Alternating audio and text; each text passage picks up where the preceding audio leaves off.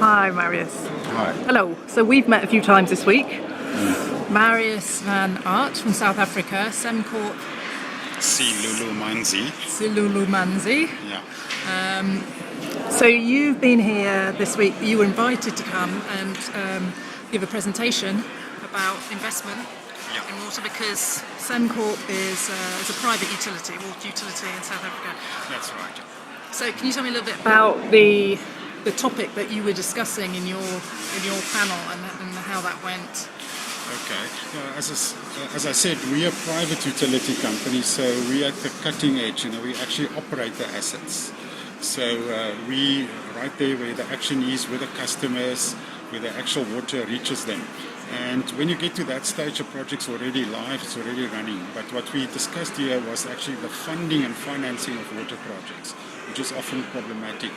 People say there's enough money around, there's enough projects around, but the money doesn't get to the project. So we discussed this whole issue of deal structure. How do you structure a deal like this? What is the business model to bring the funding in to make funders interested in the water industry? And then also what is the regulatory framework around these projects? In other words, what sort of guarantees does investors look for to make sure that the project is bankable and fundable?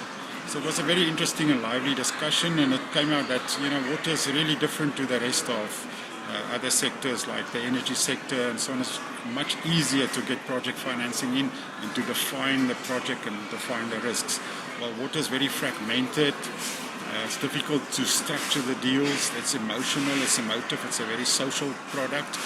And I made the point in that discussion that I believe water is not really a infrastructure sector, it's rather a commodity structure.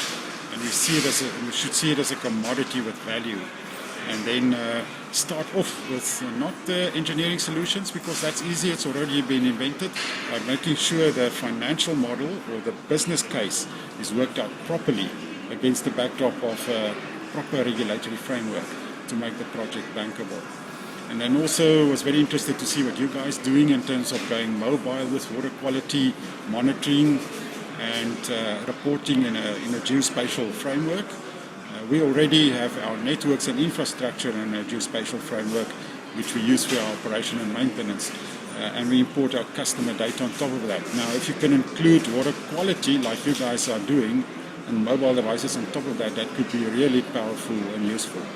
Okay, that's great. Thank you very much.